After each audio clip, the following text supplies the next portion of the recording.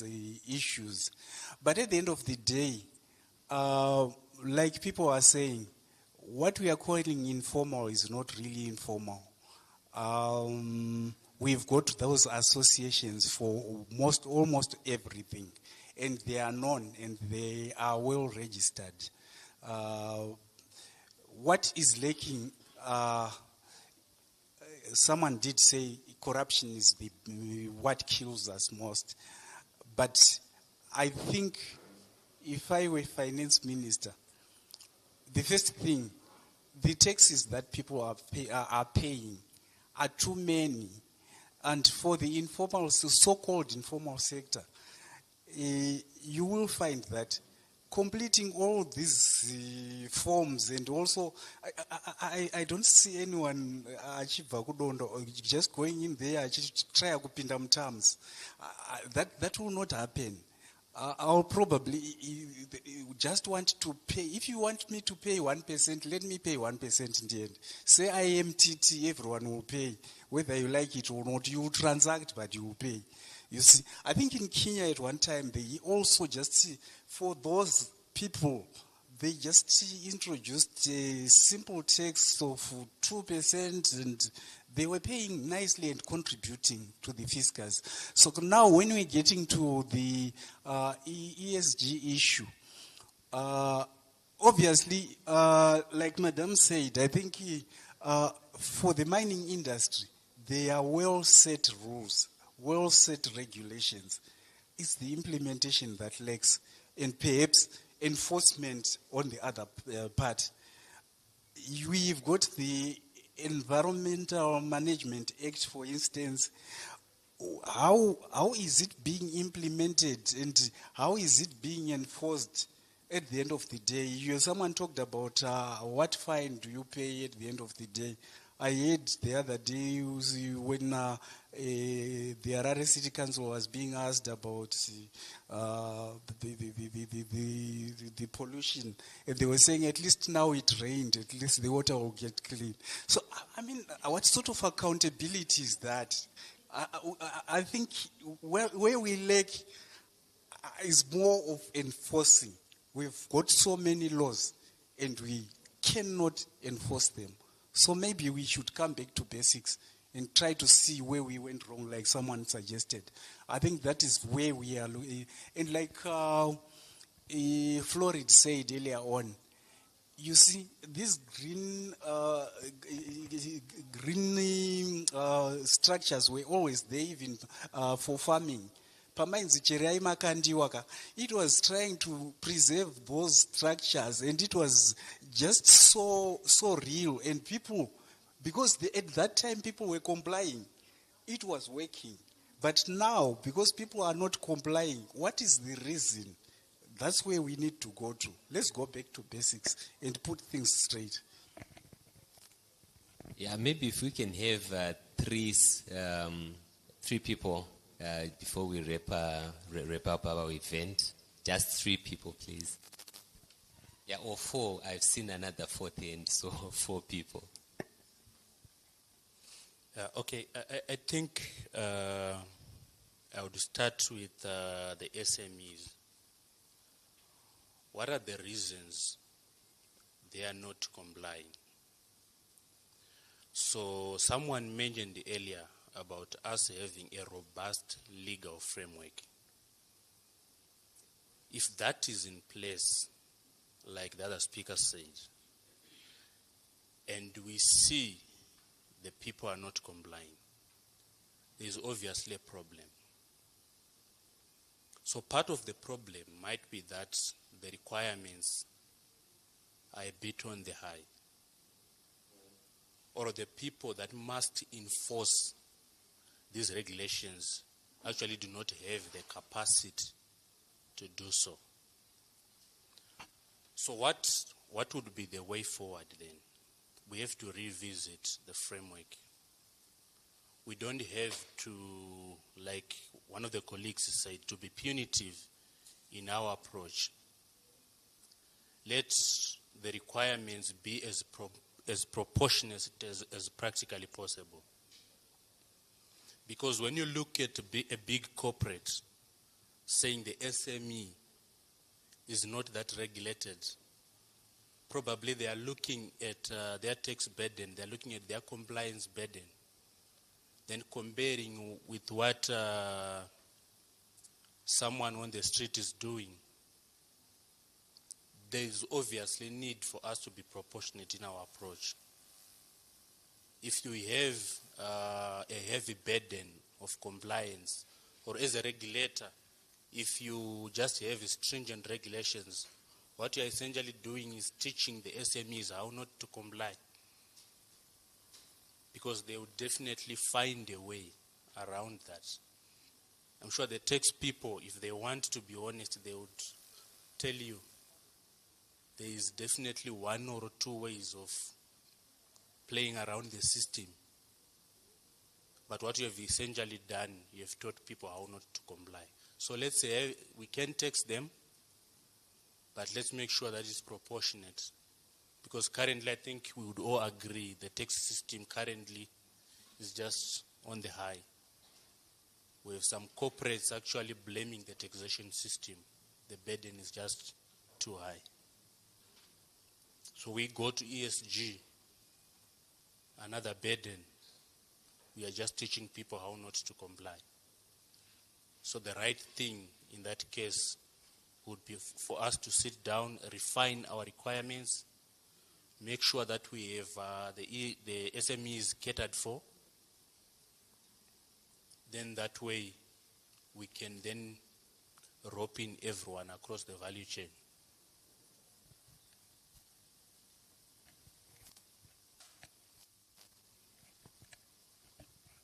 Thank you.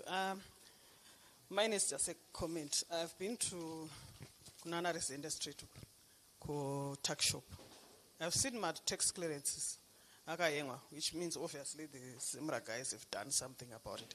In those tiny little compartments, I've seen them. But anyway, my contribution also, a very tiny one, is that what I always tell our clients is, what I always tell them, in Zimbabwe, pane 2 roads is Nofamba. One politics and one law. So we try to stick to the law. Because it's not some sort of any laws are no way to what my taxpayer way, delay law.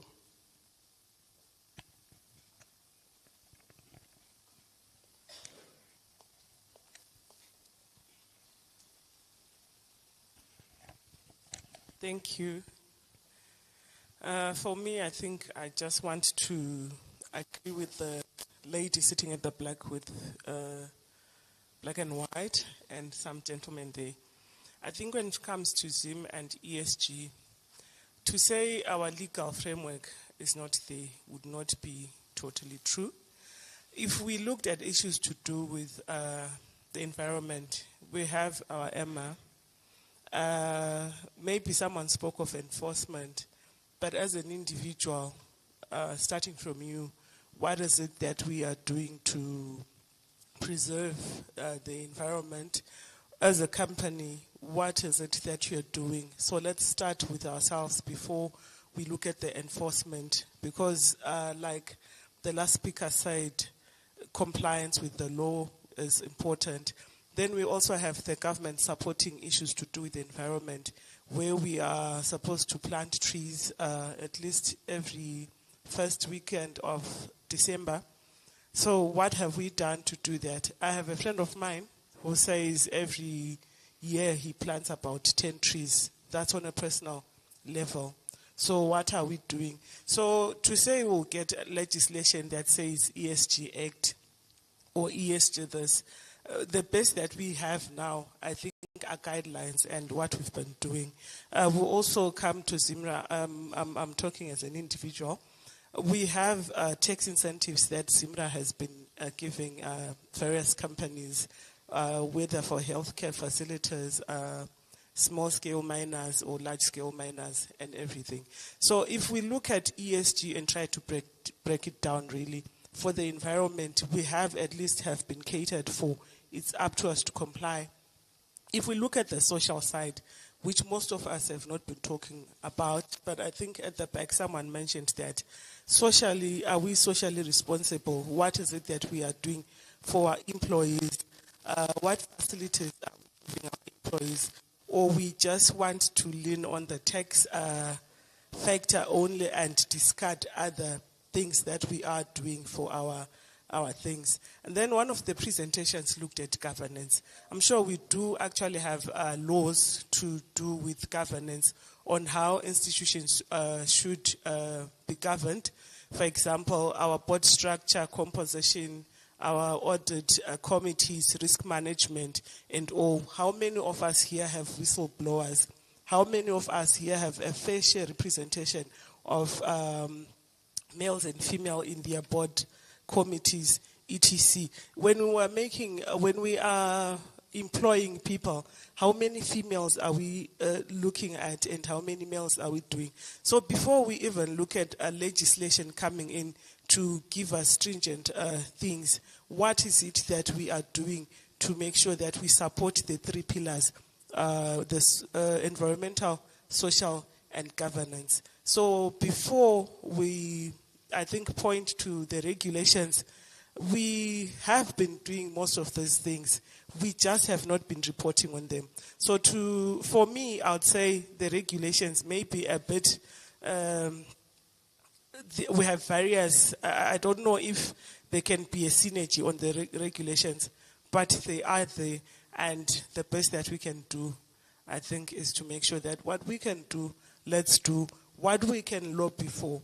To say the government will come to us and approach and ask what we want, I think that's placing a huge burden on them. But as companies, as SMEs, have we lobbied for what we want? Have we done the necessary to be heard? I submit. Thank you so much. I'm sure. Is there still anyone who wants to? Okay, Mr. Shikawazira. Thank you. I'm not speaking as a minister or potential minister on this one. But one problem that I see is that we have maybe several stakeholders who may be interested, say in the mining SME sector, the Minister of Mines, Minister of Finance, and other ministries. And they may have different objectives. So the problem that I see is non-alignment of objectives of these various stakeholders. Maybe it may need to start with there's a national position, strategic position of where the government wants to go. Is it just revenue that we want? Is it more employment? What exactly do we want? How do we marry the various objectives? That's my contribution. Yeah, thank you, Mr. Shikawazira. So to round up our day, I'm going to have our panel to just maybe if they have something burning in their hearts to share with people, with our attendees, I'll just give them a maximum of 2 minutes just to say something before I wrap up the meeting. Thank you. Thanks, Gordon. I think I just want to just agree with the lady who was speaking in a personal capacity from Zimra, and also the lady at the back, that when it comes to issues of ESG, I think it's just the right thing to do. Whether they are tax incentives or they're none, I think it's the right thing to do to be able to say, I've done this for the environment, or I've done this social contributions to the society, or I've got this governance issues, which are obviously legislated in the Companies and Other Business Entities Act. And then also to agree with the gentleman that also spoke last, that there has to be an alignment from, I think, all the sectors, all the different sectors, the Ministry of Finance and other sectors as well, other ministries.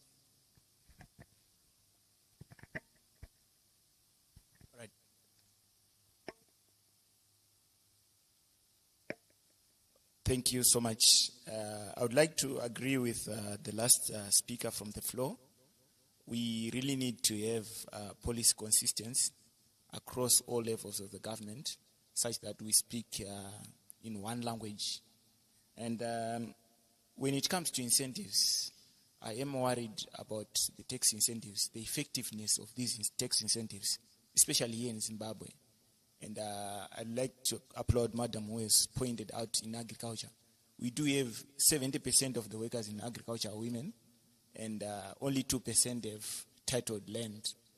Yet it's one of those sectors that has been forgotten. Yet we are focusing on mining.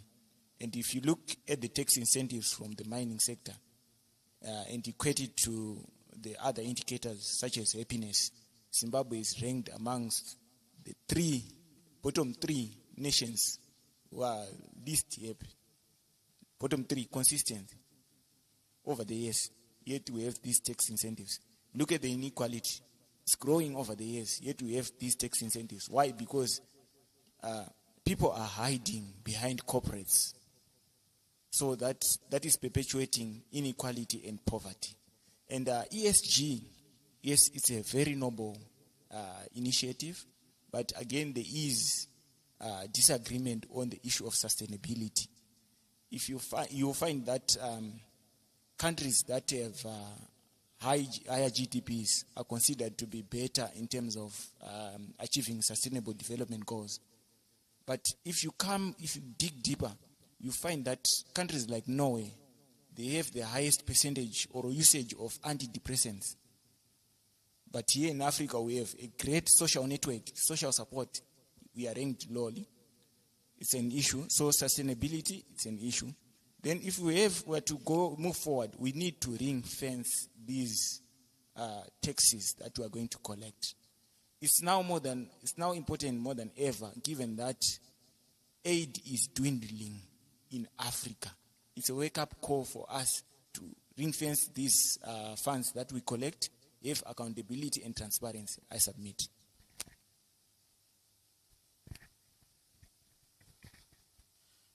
Yes, thank you.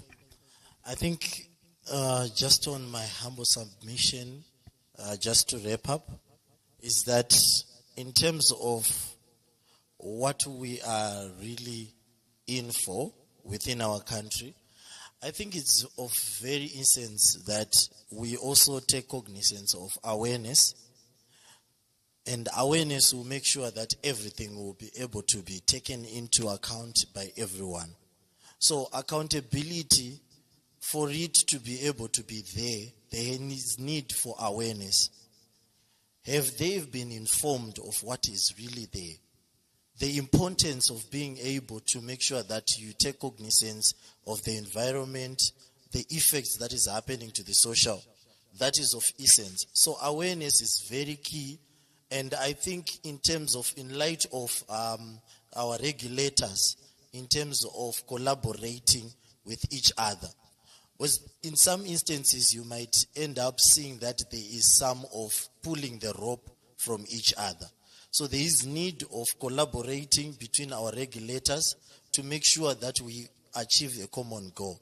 So in light of that, in terms of any awarenesses that are going to be done, let it be on the grounds where all regulators are at the same point of view and they are collaborating with each other in terms of making sure that we have achieved ESG within the confines of our operations. And this will make sure that there is something that is to be achieved in light of ESG. So if there is no collaboration between our regulators, we will just be going on and on, having that some other regulator is facing some challenges in terms of that. If you have looked at an issue which was being now done with the vehicles which we have been seeing, where we would see that vehicle registration, city council, they've been collaborating in terms of making sure that there is compliance. And awareness was also being given and being issued. And we have seen something that has been working in that light. So this is the same thing that we also want to make sure that it is there as well, where our regulators from ZIMRA, EMA, they are collaborating in making sure that we achieve this. Because if we do not take cognizance of ESG issues, then there is no tomorrow. We have to make sure that there is something that is there for the later generation or the generation of tomorrow. Thank you.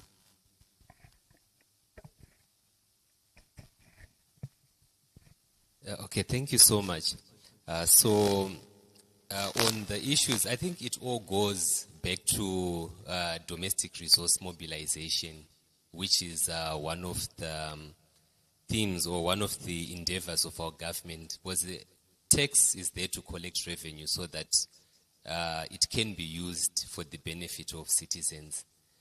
So I always say for tax accountants and tax professionals, they are the tip of the spear in terms of development, because they ensure that taxes are being paid timely and also in an efficient manner, so that our government can benefit from that resource which is coming from people. Then to maybe tee up a point that Mr. Wongai raised, and also Leneka, on the issue of communicating our endeavors or communicating issues. I remember when I was in high school, there is a song that I just remembered. It had a verse which said, "Vanganzwe vasina mparidziwe izwi." If I was a good singer, I would sing the verse, but you would all run away if I start singing.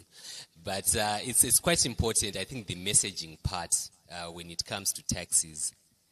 For people to be amenable to some of these taxes, they have to be educated, if I'm to use that word. But some of the people, they really do not know what tax is, how it benefits them. A case in point is the wealth tax that was introduced 2 years ago. Zimra collected $0 from it last year up to now. And if you notice, it has been introduced in Nigeria, Uganda, Tanzania, Rwanda. They've collected quite a lot of money. Even Somalia, they introduced they call it property tax that side, but they taught people why it was essential for them to pay that tax.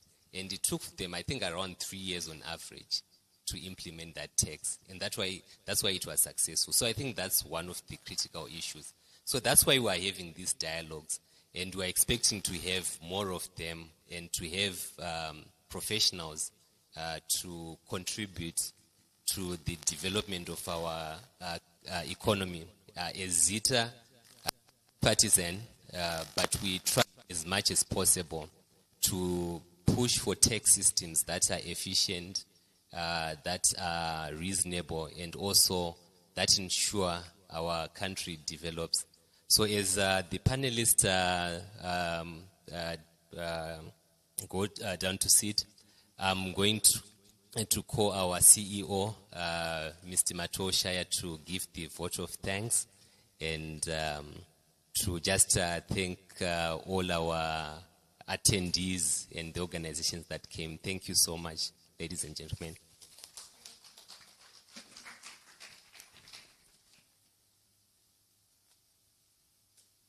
Yeah. Then another thing, our event was being streamed on our social media platforms. So we have a LinkedIn platform. You can just follow all the text discussions. Even when you want to contribute, you can even contribute on our Facebook page or on our LinkedIn page. We are always available. We are interested in text, so come and join us. Thank you. Thank you very much. Mine is a very simple task. I would like to genuinely thank each and every one of you for attending this particular seminar. And I hope that it has impacted on you, and you will be able to take away something from it. As you know, in the morning, we had that presentation from Rodney.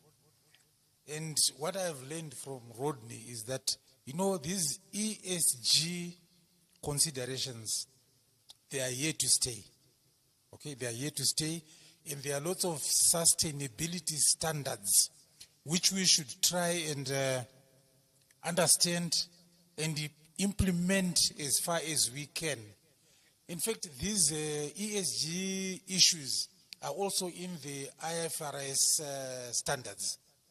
So the accountants among us, I think this should be an incentive for you to go and read them and see what they say. But I've also heard from our discussions that maybe the best thing is this.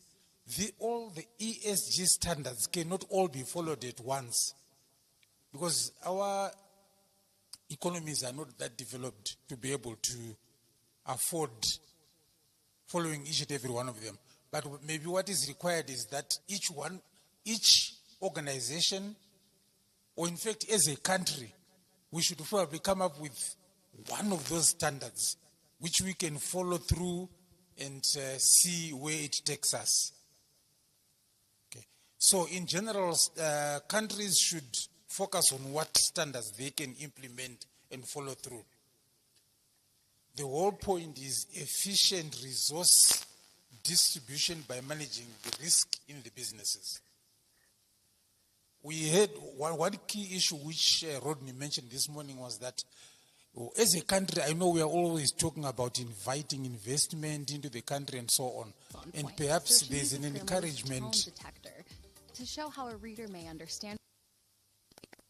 Email is optimistic, friendly. Okay. There is an encouragement for people to export products from Zimbabwe. But I understand that some of these investors there, they are not just going to accept our products. They will subject the entities that are exporting to interrogation from an ESG perspective. So let's be aware of that. Then from agriculture, we can already see that if we take Tongat, okay, there's already quite a lot of activities that are actually undertaken that indirectly talk about ESG considerations. And it was interesting to hear that Tongat actually has got a lot of byproducts that come out of their production system, which are being plowed back and made use of in terms of maybe producing ethanol, producing electricity, and producing stock feeds, which is, I think, a good way of addressing some of these ESG issues. In fact, maybe I should just say something about mining. Okay, sorry, farming as well. You know, we didn't really speak about tobacco farmers in our discussion, but I know that tobacco farmers are depleting forests out there because they need energy to cure tobacco and so on and so on. But there are some rules and regulations which are there which encourage farmers to actually grow trees. But one of the major problems that we have again is implementation. Implementation of these rules and regulations which are there. I think in every sector they are there. But implementation or enforcement, there's no real follow-through, as it were. Even if we were to talk about mining by a certain group from Asia, from my personal experience, I actually went to, there's a place called Maramba Pfungwe in Murewa there, right out there. And in that area, okay, Mazoe River passes through there. I know for sure that they were diverting the flow of water in the river so that they could actually pan for gold. Okay, those are issues that I think need to be addressed by enforcement. It's not that there are no rules. Rules are there, but there's no enforcement. And perhaps one of the problems that we have in Zimbabwe is that of discipline. Our society has just become undisciplined in a lot of the things that they do. So perhaps we can probably improve this by starting maybe at personal level. I know you will come across a lot of indiscipline, especially like in these mining areas. Vananopinda makomba, as they say. That discipline can be quite difficult to actually follow through.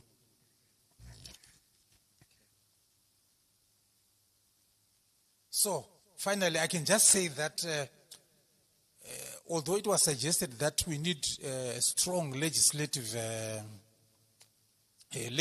process, there's no doubt that rules and regulations are there in every sector. The only issue is that implementing them is our big problem. With those few words, I'd like to wish you great time in learning ESG matters, and maybe let's socialize some more as we have lunch. Thank you very much.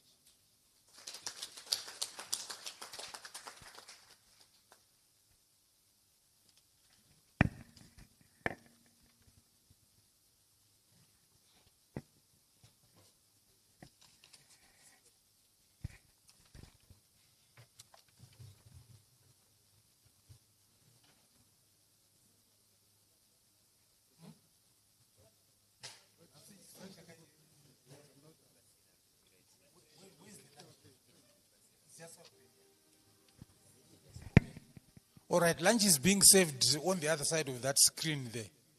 So we can already make our way there. Unless you want us to continue with this seminar.